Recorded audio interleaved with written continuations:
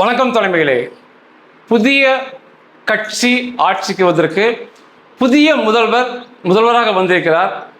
மாற்றங்கள் இருக்கும் என்று எதிர்பார்த்தால் அதே படுகொலைகள், அதே பாலியல் பலாத்காரங்கள், சிறுமியை கூட விட்டு வைக்காமல் பாலியல் வன்கொடுமை செய்து கொலை செய்தது தொடர்கிறது. ஒரு புதிய ஆட்சி முறை வருது. அந்த மாநிலத்தில் கல்வி முறையை மாற்றுவதற்கு, நிதி நிலைமையை மேம்படுத்துவதற்கு கால தாமதமாகும். உடனே அதை எதிர்பார்ப்பது தவறு.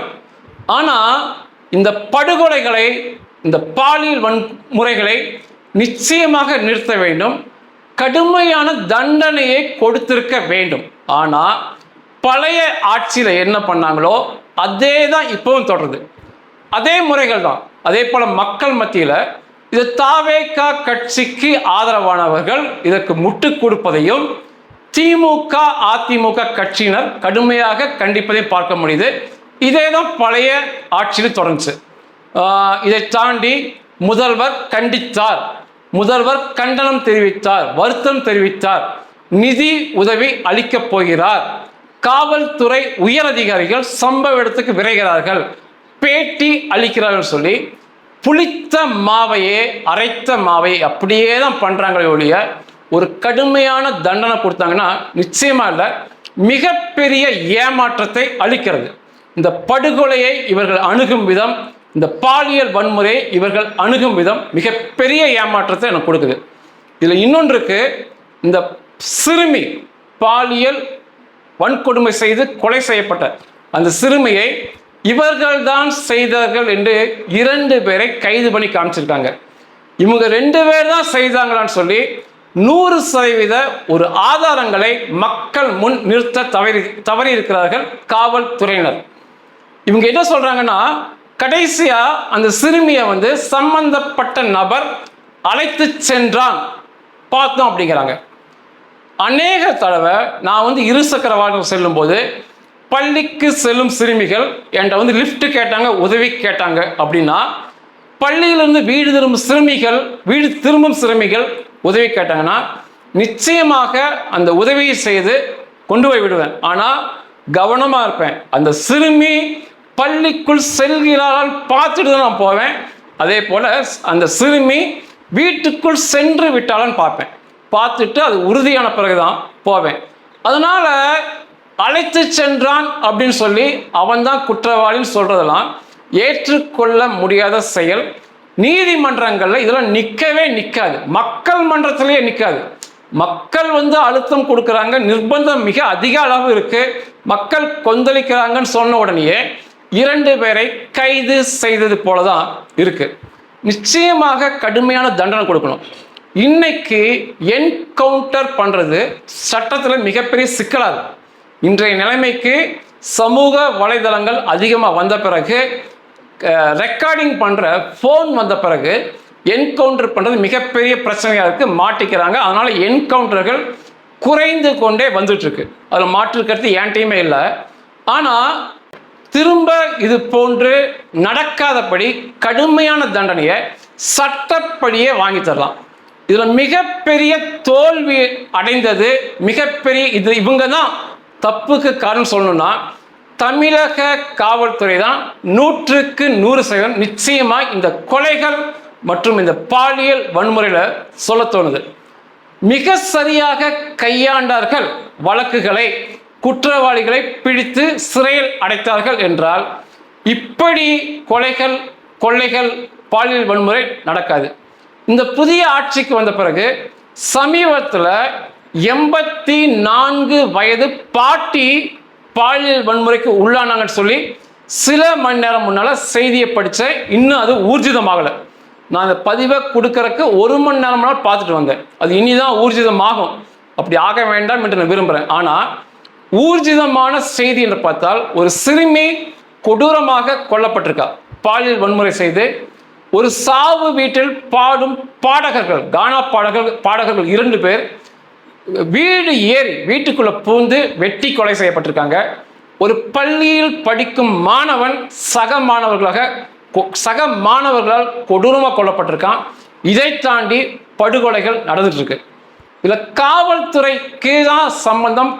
காவல்துறை இதில் வெட்கக்கேடான முறையில் நடந்து கொள்வது எப்படி சொல்கிறேன் அப்படின்னா, 2 கொலை வழக்கு மட்டும் நீங்கள் பார்க்க தமிழ்நாட்டில் அநேகத்தை பேசலாம். ஒன்று பண்ணையார் குடும்ப கொலை வழக்கு, கிட்டத்தட்ட பல வருஷத்துக்கு மேலே 20 வருஷம் இருக்குன்னு நினைக்கிறேன் நடந்தது. இந்த வெங்கடேச பண்ணையார் மற்றும் இப்போ இருக்கிற சுபாஷ் பண்ணையாருடைய தாத்தாவை வெட்டி கொன்னதில் ஆரம்பித்த பிரச்சனை. கிட்டத்தட்ட 2 சமுதாயத்துக்கு இடையே இந்த பிரச்சனை போயிட்டு இருக்கு. 20 பேருக்குள் இதில் மாறி மாறி வெட்டி படுகொலை செய்யப்பட்டிருக்காங்க.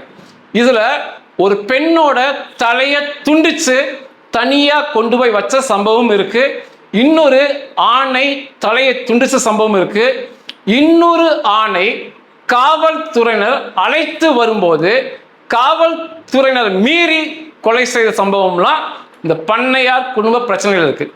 நான் இது என்ன வெட்கக்கேடு இந்த காவல்துறைக்கு அப்படின்னு சொல்றேன்னா, அந்த அவர்கள் தாத்தாவை படுகொலை செய்யும் போதே ஒன்று அந்த படுகொலையில் நேரடியாக ஈடுபட்டவர்கள் அவர்கள், இரண்டாவது அந்த படுகொலையை தூண்டிவிட்ட குடும்பத்தினர். 2 குடும்பத்துக்கு உள்ள பிரச்சனை, இதை தூண்டிவிட்ட குடும்பத்தினர். மூன்றாவது அந்த கூலிப்படையை ஆரம்பித்த கும்பலோட தலைவன். இவங்க எல்லாமே இந்த கொலை வழக்கில் கொலை குற்றவாளிகள் தான். மரண தண்டனை வாங்கி தராட்டியும் பரவாயில்ல, ஆயுள் தண்டனையை வாங்கி கொடுத்திருந்தா அன்னைக்கே அந்த பிரச்சனை அங்கேயே முடிக்கப்படும். ஒரு குடும்பத்தில் சம்பந்தப்பட்ட நபர் வெட்டி படுகொலை செய்யப்படுவது மிகப்பெரிய வலியையும் ஆத்திரத்தையும் கொடுக்கும். ஆனால் செய்த அனைவரும் சிறைக்குள் இருக்கிறார்கள், ஆயுள் தண்டனை பெற்றுவிட்டார்கள் என்றால் அதுக்கப்புறம் அந்த படுகொலைகள் தொடர்வதற்கு 100% வாய்ப்பே இல்லை. ஆனால் இந்த காவல்துறை வெட்கக்கேடான முறையில் அங்கே செயல்படுவதால் தான் இன்னைக்கு வரைக்கும் அந்த படுகொலை தொடர்ச்சியாக வந்துகிட்டே இருக்கு. அதை தாண்டி மதுரையில் 2 குடும்பங்கள், இதில் 2மே ஒரே சமுதாயத்தை சேர்ந்தவங்க. இதே போலவே 20 பேர்த்துக்கு மேலே 2 தரப்புலையுமே மாறி மாறி வெட்டி படுகொலை செய்யப்பட்டே இருக்காங்க. கடைசியாக அதில் இருக்க வெள்ளைக்காளி என்ற நபர் காவல்துறையினர் பாதுகாப்பில் வரும்போதே படுகொலைக்கு ஆளான முயற்சி நடந்தது. அந்த நபர் உயிர் தப்பினார். அதையுமே முதல் கொலை நடக்கும்போதே கொலைக்கு சம்பந்தப்பட்ட அனைவருமே நேரடியாக ஈடுபட்டவனுங்க, அதை அனுப்பின கூலிப்படை தலைவன், அதுக்கு பணம் கொடுத்த உத்தரவிட்ட குடும்பங்கள் எல்லாத்தையும் கைது செய்து சிறையில் அடைச்சிருக்கணும். இன்னொரு வெட்கக்கேடான சம்பவத்தை நீங்கள் படிப்பீங்க. இதை போல பாலியல் வன்முறைகள் படுகொலைகள் நடத்தினவர் பற்றி எழுதும்போது பத்திரிகையில் இவன் மீது எண்ணற்ற வழக்குகள் இருக்கு, எண்ணற்ற கொலை வழக்கு இருக்கு, ஜாமீன்ல வந்திருக்கான்னு சொல்லி எழுதுவது மிகப்பெரிய வியப்பை தரும். இத்தனை கொலை செஞ்சவன் எப்படி ஜாமீன்ல வந்தான்னு சொல்லி மிகப்பெரிய வியப்பு தரும். ஜாமீன் என்பது ஒரு தனி மனித உரிமை. ஒரு பொய்யாக ஒரு தனிநபர் சிறையில் அடைக்கப்பட்டால், காவல்துறையினரால் பழிவாங்கப்பட்டால், இந்த ஜாமீன் என்பது நிச்சயமாக நீதிமன்றங்கள் கொடுப்பாங்க, நீதி அரசர்கள். ஆனால் ஒரு கொலை செய்தவனை சரியான ஆதாரங்களோட, விஞ்ஞான பூர்வ சாட்சி ஆதாரங்களோட நிரூபித்து காட்டினாங்க அப்படின்னா ஜாமீன் தருவது மிக சிக்கலான விஷயமா மாறி போகும். அதை தாண்டி அந்த வழக்கை மிக விரைவாக நடத்தி அவனுக்கான ஆயுள் தண்டனை, மரண தண்டனை நிச்சயமா பெற்று தரலாம். இங்க எல்லாமே தோல்வி அடைவது காவல்துறை தான். இந்த காவல்துறை சரியாக செயல்படாததால், சரியான குற்றவாளியை கொண்டு போய் நீதிமன்றத்தில் நிப்பாட்டாததால் அப்படியே நிப்பாட்டிய குற்றவாளி மேல விஞ்ஞான ரீதியாக, சாட்சி ரீதியாக அந்த கொலை வழக்கை, பாலியல் வழக்கை நிரூபிக்க தவறுவதால் தான் அவர்களுக்கான ஜாமீன் கிடைக்குது, அவனுக்கு வெளியே சுற்றி திரிவது நடக்குது. இது எல்லாமே காவல்துறையுடைய கையாளாக தான் சொல்லுவேன். ஏன் இப்படி சொல்றேன்னா, காவல்துறை என்பது மிக வலிமையானது. தமிழ்நாட்டிலையும் சரி, உலகம் முழுவதும் அவங்களுக்கு தான் சட்டப்படி ஆயுதங்களை கொடுத்து வச்சிருக்கிறோம். கை துப்பாக்கிகள், இயந்திர துப்பாக்கி வரைக்கும் அவங்க இருக்கு. அவங்க மிக சரியாக செயல்பட்டால் எந்த குற்றத்தையும் நடக்காம முன்கூட்டியே தடுக்க இயலும். ஆனா அவங்க செய்யறதில்ல அப்படின்னு தான் சொல்லணும். சம்பவம் நடந்த பிறகு அந்த சம்பவ இடத்துக்கு, குறிப்பாக சிறுமிகள் படுகொலை செய்யப்பட்டா பாலியல் வன்முறைக்கு உள்ளாக்கப்பட்டால் இந்த காவல்துறை உயரதிகாரிகள் வந்து பேசுவது, பேட்டி அளிப்பது, நாங்கள் பிடிச்சுக்கிட்டோம்னு சொல்றது தான் வழக்கமாக இருக்கே ஒழிய, ஆனால் அந்த கொலை சம்பவங்கள், பாலியல் சம்பவங்கள் தொடர்ந்து நடைபெறுவது தமிழக காவல்துறைக்கு வெட்கக்கேடு என்று சொல்ல வேண்டும். என்னால் பேச மட்டும்தான் முடியும். ஒரு குற்றவாளி நம்ம பிடிப்பதோ, அவனுக்கு எதிராக ஆயுதங்களை பிரயோகம் செய்வதோ என்னால் இயலாது. ஆனால் அது எல்லாமே அந்த உரிமை முழுக்க காவல்துறைக்கு கொடுக்கப்பட்டிருக்கு. இப்படி சக்தி வாய்ந்த காவல்துறை இப்படி கொலைகள் நடப்பதை வேடிக்கை பார்ப்பது, இந்த பாலியல் வன்முறையை வேடிக்கை பார்ப்பது, கொள்ளைகளை வேடிக்கை பார்ப்பது, அதுக்கப்புறம் பேட்டி அளிப்பதெல்லாம் ஏற்றுக்கொள்ள முடியாத செயல். காவல்துறையோ அரசோ நினைச்சா மிகப்பெரிய அச்ச உணர்வை கொடுக்க முடியும். இதுக்கு உதாரணம் சொல்லணும்னா, இந்த அரசுக்கு எதிராக விமர்சிப்பவர்கள் அல்லது கருத்து சொல்பவர்கள், பேசுபவர்களை மிகப்பெரிய அச்ச உணர்வுக்கு காவல்துறையும் அரசும் உள்ளாக்குறாங்க. சென்ற ஆட்சியில, திமுக ஆட்சியில சவுக்கு சங்கருக்கு கொடுக்கப்பட்டது எல்லாமே இதுக்கு ஒரு நல்ல உதாரணம். சவுக்கு சங்கர் ஆட்சி விமர்சித்து மட்டும் பேசி வந்தார். அவர் ஆயுதம் கையில் எடுக்கல, கொள்ளையடிக்கல, எதுவும் பண்ணல, பேசினார். ஆனா இந்த தமிழ்நாடு பார்க்க மிகப்பெரிய தண்டனைகளை சவுக்கு சங்கர் கொடுத்தாங்க. ஒரு முறை காவல்துறையினர் அழைத்து சென்று கையை உடைச்சு, அந்த கை உடைக்கப்பட்ட எலும்புகளை சரியாக பொருத்தி கட்டாமல் ஏனோ தானோ சொல்லி மாவு கட்டு போட்டு, அதுக்கப்புறம் அந்த மாவு கட்டை சரியான சமயத்தில் பிரிக்காம கை புண்ணை அழுக விட்டு, இப்படி தொடர்ச்சியாக அச்சுறுத்தலை தமிழகம் முழுவதும் கொடுத்தாங்க.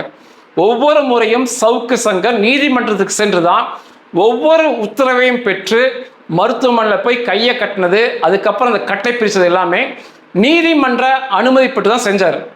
அதாவது அரசுக்கு எதிராக பேசினால் ஒரு தமிழகம் முழுவதும் அச்ச உணர்வை கொடுக்க இந்த அரசுக்கும் இந்த காவல்துறைக்கும் முடியுது.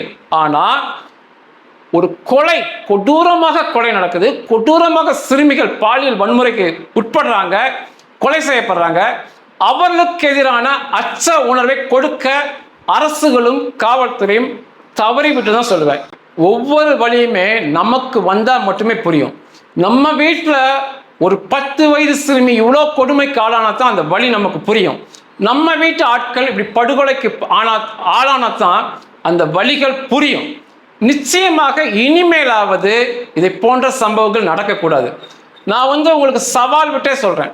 ஒரே ஒரு மாதம் காவல்துறையை என் கையில் இருந்துச்சுன்னா இதை போன்ற படுகொலைகள், இதை போன்ற பாலியல் வன்முறைகளை நடக்காமல் 0% என்று நிறுத்தி காட்ட முடியும். படுகொலையில் ஈடுபடுபவன், இந்த போல சம்பவத்தில் ஈடுபடுபவனை சரியான தண்டனை சட்டப்படி கொடுத்து அவனை முடக்கி வைத்தாலே இதை போன்ற சம்பவங்கள் எதுவுமே நடக்காது. அதை தாண்டி 20 வருஷமாக கொலைகள் தொடர்ந்து நடைபெறுவது, அதை தாண்டி இணையதளங்களில் சவால் விட்டு கொலையாளிகள் கொலை செய்வது, அதை தாண்டி சவால் விட்டு முகத்தை சிதைத்து, இன்றைக்கு அது ரொம்ப ட்ரெண்டாக இருக்கு, முகத்தை சிதைத்து கொலை செய்வது, அதை தாண்டி ஒரு குற்றவாளியை பிடிக்கும் போது இவன் மேல் ஏகப்பட்ட வழக்குகள் இருந்தது, இவன் ஜாமீனில் இருந்தான் என்று பத்திரிகை எழுதுவது எல்லாமே மிகப்பெரிய வெட்கக்கேடு. கடைசியா சொல்லி முடிச்சுக்கிறேன்.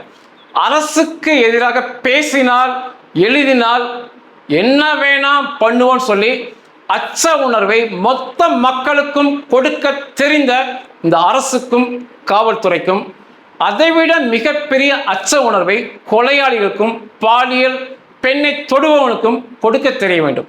நன்றிகள்.